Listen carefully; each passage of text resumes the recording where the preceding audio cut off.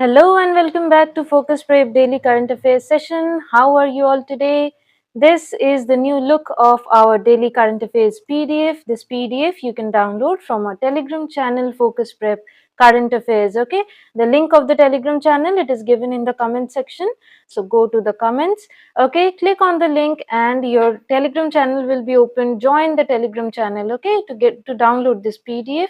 And also we conduct regular MCQs. Okay, and the weekly current affairs PDF has also been launched. Okay, so to get that in the weekly, we have topic wise sorted current affairs. So to download that also, join the Telegram channel. Okay, now today we will discuss the 12th November current affairs along with all the important static GK that you need to cover. So the exam needs are changing, right? All the GS questions that are asked, especially for the PCS exams, state PCS exams, these GS sections are focused on the current affairs only. So whatever is in the news, those things, those topics of your GS becomes important for your exam. So that is why we have given all the GK as well, as you can see.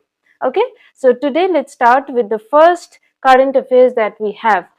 BIMSTEC Energy Center to be set up at Bengaluru. Okay, so BIMSTEC Energy Center, it is going to be set up at Bengaluru. See, we have mentioned the keywords. Okay, why is this keywords given? You don't need to go through the keywords first. Okay, first you have to go through the whole news, all the static GK, everything. When you're revising, if you just go and look into these keywords, then you can try to recall what you have read. So just the important keywords we have mentioned, this will help you in your revision as well. Okay, so we are making it absolutely exam centric and as well as smart study centric, you can say. Okay, so that you have to put in the minimum effort. Okay, so now let's look into this news. What is it? The new energy location for the BIMSTEC Energy Center, it will be in Bengaluru. Where is Bengaluru? It's in Karnataka, right? So it is in Karnataka. Now, which ministry has announced this? The Ministry of External Affairs. Okay, so the objective of this energy center is to foster inter-grid connectivity across the Bay of Bengal region, supporting the energy security and sustainable development. Okay, so what is BIMSTEC? BIMSTEC, it is an organization, right? So they are, opening this energy center in Bengaluru to foster inter-grid connectivity. Inter-grid means, between different grids of power, between various grids of power. Okay, and what will this ultimately do? This will ultimately provide a secure energy for the Bay of Bengal region. Okay, that will help in our sustainable development. Now let's look about static GK points about BIMSTEC. BIMSTEC stands for the Bay of Bengal Initiative for Multi-Sectoral Technical and Economic Cooperation. Okay, what is more important about BIMSTEC is to remember that it was established in the year 1997 through the Bangkok Declaration. So you have to remember, Bangkok Declaration is related with establishment of BIMSTEC. Year 1997, again very important.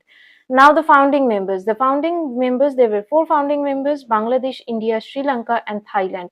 Now this again is very important because India was a founding member of BIMSTEC. These things are important for your GK. Okay, whether or not India was a founding member of a particular organization becomes important from your GK perspective. So who were the 4 founding members? Bangladesh, India, Sri Lanka and Thailand. Okay, now currently there are other members as well. So Thailand was already a member, and also Sri Lanka and Bangladesh, India. These 4 members were founding members. But later on, Myanmar had also joined in. Nepal and Bhutan has also joined. So these are the 3 new members: Nepal, Bhutan and Myanmar. So together now they have 7 members, right? Now the permanent secretariat of BIMSTEC, it is located in Dhaka. Secretariat, you can just understand it like a headquarter. Okay, so it is in Bangladesh, in Dhaka. Okay, what is the primary objective of BIMSTEC?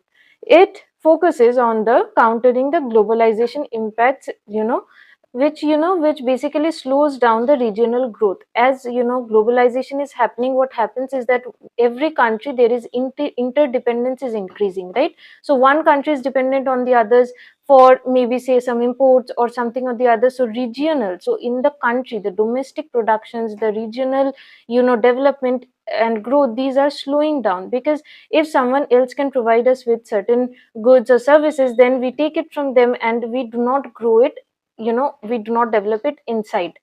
our own country, right? So through mutual cooperation, this BIMSTEC, it focuses on countering this negative impact of globalization. Okay, how? By accelerating the regional growth. So it focuses and it helps in the growth of the regional growth of the countries. Okay, and how will it do that? Through mutual cooperation and dialogue, right? Now let's see the next current affairs. It's a sports current affairs. Indian hockey triumphs at the FIH Hockey Star Awards 2024. Okay. Harmanpreet Singh, the captain of the Indian hockey team, was awarded the Men's Player of the Year award in this FIH Hockey Star Awards. Okay. So this FIH Hockey Star Awards, there were a lot of awards given, among which Indian hockey players have excelled. Harmanpreet Singh, you must have heard his name. He is the captain of our men's hockey team, right? So he has got this Men's Player of the Year award, okay, for this year of 2024. Now goalkeeping, for goalkeeping, PR Srijesh, okay, he is known as the Great Wall of India. He won the Goalkeeper of the Year award, okay. So this again, you have to remember that PR Srijesh, he is known as the Great Wall of India, okay, for his goalkeeping. Now the FIH Hockey Star Awards, this was held in Muscat in Oman. Okay, so where did it take place? In Muscat in Oman. Now what are these? What is this FIH? FIH stands for the International Federation of Hockey, right? International Hockey Federation is FIH. This was established in 1924. It is the governing body of field hockey. Okay. Now who is the current president? The current president is Mr. Tayyab Ikram. Mr. Tayyab Ikram. Okay. Headquarters, FIH headquarters is based in Lausanne in Switzerland. So see, everything that is written in bold, these are very, very important for you to remember. Okay, all these headquarters, these are important for your GK. SSC candidates, so you can understand how important these are, right? So FIH headquarters is based in Lausanne in Switzerland. Okay. Now let's see the next current affairs. Renowned Sarangi maestro Pandit Ram Narayan passes away. Pandit Ram Narayan, he was a celebrated Sarangi player. You have to remember that Ram Narayan, Pandit Ram Narayan, this name is associated with which instrument? Sarangi. You have to remember this for your GK, okay? Now he has recently passed away, very important personality. Okay, he significantly had elevated the sarangi from an accompaniment role to a solo instrument in our Indian musical system. So he played a very important role in how sarangi is used in our musical compositions, right? Now about sarangi, it is an instrument. Okay, it is a bowed string instrument, so it is a string instrument. You have to remember that. Now the unit, why you have to remember this sarangi as a string instrument? Often, I'll give you an example. Often in your reasoning, you have these kind of questions, right? In your reasoning sections, where you have to select the odd one out, right? So there, this kind of questions can be asked. You will be given 4 names of 4 different, instruments, and you'll be asked that which of, odd one out. So you have to know that this is a string instrument. If others are not, then you can easily pinpoint that. Okay, so that is why you never know where from what information will help you in which subject, right? So whichever subject you're reading, whichever topic you're reading, read it thoroughly. Okay, interconnect these subjects. That is important for cracking an exam, right? Now what is unique about sarangi? It is the only instrument to accurately mimic all the nuances of vocal music in Hindustani music. So this is a unique kind of instrument because it can accurately mimic all the vocal musical notes that can be formed in Hindustani music. It can be done with sarangi. Okay, now Ustad Binda Khan was a renowned master of sarangi. This again is important. Ustad Binda Khan, this name is associated with sarangi. This again is important for your GK. Okay, now let's see the next very, very important current affairs. You can definitely expect one question or the other in one of the shifts of your exams, right? Justice Sanjiv Khanna appointed as the 51st Chief Justice of India. Justice Sanjiv Khanna, he has been appointed as the 51st Chief Justice, and our Justice D.Y. Chandrachud, who was the current Chief Justice, he has retired and Justice Sanjiv Khanna has taken over. Remember that he is the 51st Chief Justice. Okay, this number is also important. And who is he replacing? He is replacing D.Y. Chandrachud. So Justice D.Y. Chandrachud. So you have to remember that as well. Okay. Now the constitutional provisions regarding the appointment of CJI. What is the constitutional provision? Who appoints the Chief Justice of India? He is appointed by the President of India. Which article mentions it? Article 124 part 2 of the Indian Constitution mentions it. Okay, again this part becomes important for your GS section because this was in news. Okay, so Chief Justice of India is appointed by President of India, and the article, this is important for your GK, it's 124. If you don't remember this part 2, at least you have to remember article 124 definitely. Okay. Now the successor and the recommendations, how this takes place.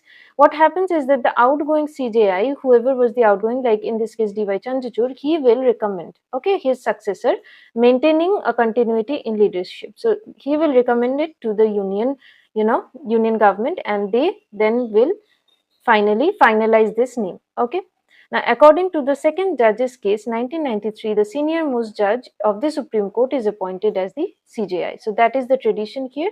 So there were three judges' cases, if you remember. The first judge's case, the second judge's case. Okay, so a temporarily commission was also formed that was supposed to give the names of the CJI, but all this was scrapped in the second judge's case. And finally, in 1993, it was decided that the senior most judge of the Supreme Court of India will serve as the CJI. Now let's see the next current affairs.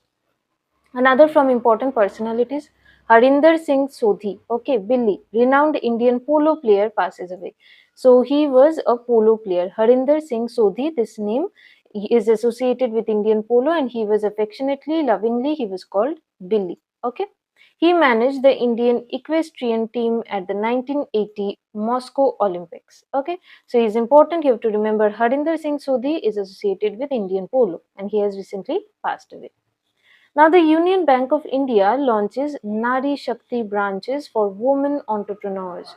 So, the Union Bank of India has introduced Nari Shakti branches for what? For women entrepreneurs. Okay, so these branches, they will focus on giving credit, that is loans, to the women-led businesses. Okay, so that is why the name Nari Shakti has been given. So, why this? So as to eliminate the financial barriers for women entrepreneurs. Okay, so to incentivize women entrepreneurs, to help them get the loan so that they can establish their own businesses. Okay, so gender equality is one of the main purpose of this scheme. Okay. Union of India, recently I think a vacancy also came out in Union of India. If you don't know, you can go and check it out. Okay, there was a vacancy in Union of India. A notification was recently released. Okay. Now, Union Bank of India, it was founded in 1919 in the year 1919 in Bombay. Okay, so Union Bank of India was founded in 1919. This is important, where in Bombay, and the bank was established by Seth Sitaram Poddar. Okay, the name is also important. Significant, especially this is important, especially for the banking aspirants. Okay.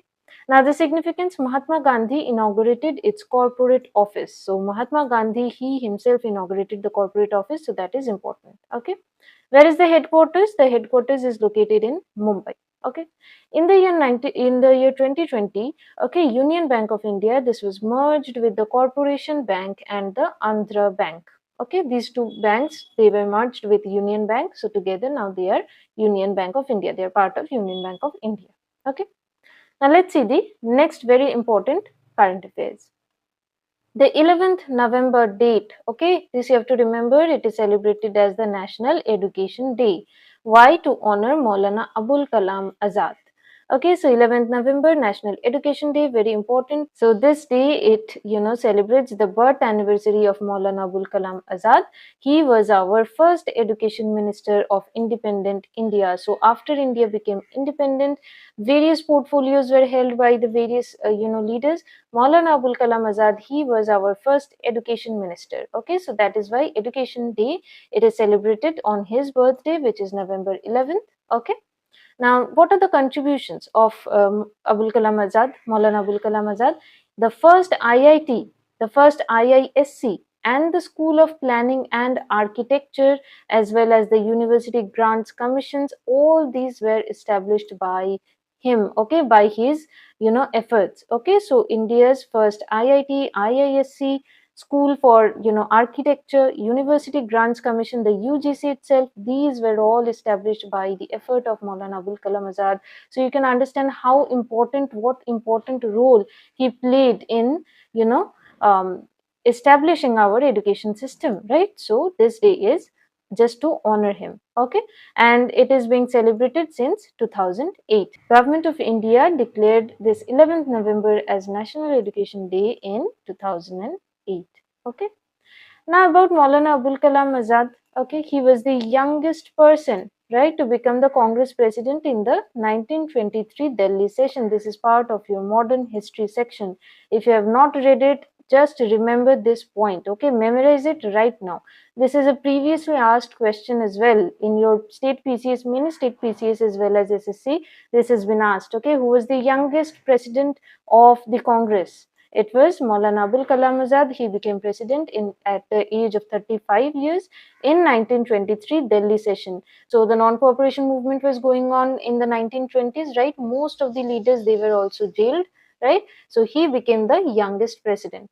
Also, another important fact is that he remained president, towards the end of your, independence movement. He remained the president for a continuous years, 6 years or five to 6 years. He remained continuously. He remained the president because all other leaders were jailed. Okay. Now, he was a journalist. He wrote the weekly journals Al Hilal and Al Balag. Again, very, very important from your GS perspective. Al Hilal and Al Balag, these are the two weekly journals which were, written by, which were, started by Maulana Abul Kalam Azad. Okay. Now, his nickname was Congress Showboy. So, he was famously called Congress Showboy. Okay. Now, the author of India Wins Freedom. This name, this is again a previously asked question. If you don't know, I'm just mentioning this is again previously asked question. India Wins Freedom. This book, who has authored this book? Maulana Abul Kalam Azad. Okay, and in this book, he gives the account of the partition from his perspective. So, India won the freedom at a very high cost, right? The cost of partition. So let's see the next kind of is World Immunization Day celebrated on November 10th. So November 10th is World Immunization Day. November 11th is your Education Day, right? Now, the significance, why is this immunization day, celebrated? To emphasize the critical role that vaccines play to safeguard our public health, public health worldwide, what role, the critical role that vaccines play, to highlight that, to emphasize that this World Immunization Day, this is observed. Okay. Now, this is not a very, you will think everyone knows, right, that vaccine is important for public health. So why observe one day? It is not so true. During the COVID-19, remember the COVID-19 when it was going on in America, a lot of people in USA, a lot of people, they were not willing to take vaccines. Okay, so there is an idea among some people that vaccines are not necessary, okay, that they are government propaganda or something like that. So they were rejecting to take vaccines, COVID-19 vaccines. So of course you have to understand that vaccines are very important. So to observe, so to emphasize that, this day is observed. Okay. Now, what is the historical background behind observing this day? November 10th, it marks the anniversary of whose expanded program on immunization, EPI, okay, which was launched in 1974. So in 1974, who launched their expanded program on immunization, and to this is the anniversary. So to mark this day, November 10th is observed as World Immunization Day. Okay. Now, what is the theme for 2024? The theme is Vaccines for All, Protecting Communities and Building Health Equity. Equity, again, this term is important.